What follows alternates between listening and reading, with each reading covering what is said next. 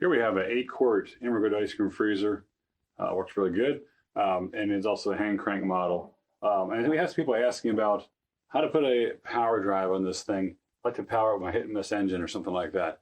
One of the things to keep in mind is that this is not designed for a pulley being attached directly to the outside edge here, because the pulley will put a lot of side load onto the gear frame. And so we recommend putting it through a bearing block or something like that. I'd like to show you an option here we offer that gives you a bearing block option there. So we can take the handle off and replace this with some kind of coupler. Different kind of couplers are available. What we offer here is a custom-made coupler that goes under the 7/16 inch sprocket. Threads right on the end there. If I can get it on there. There we go. All right. And then we're looking for an opposite sprocket to catch a hold of those teeth. And then what we do is attach a 3/4 inch shaft to that. So there we go. Now we need some kind of a bearing block in here. And there's different ways to do that. Whatever you use, consider the fact that it's going to be around salt.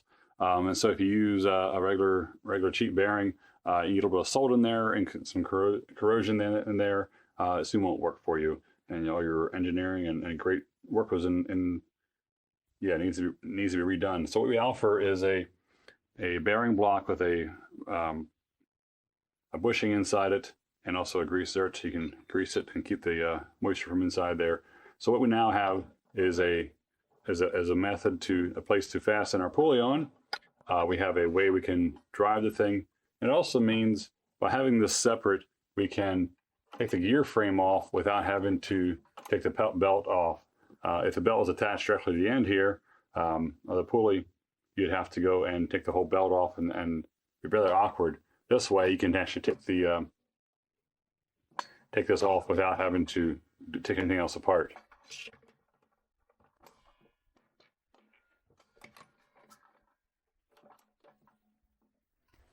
So now with this, this is a 3/4 inch keyed shaft. So by using a key and pushing here, we can now attach our pulley right to the end here. So you will have to build some kind of stand in here to hold this in this position.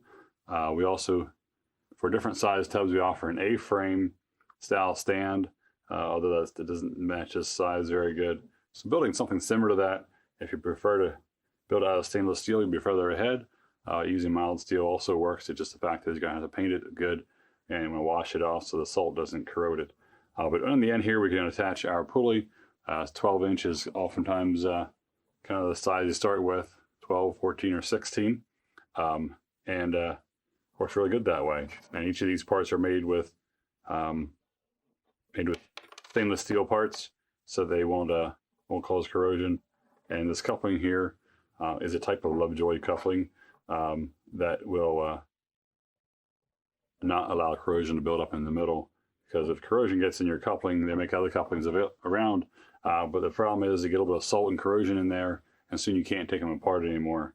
So we found this custom-built sprocket style seems to work the best.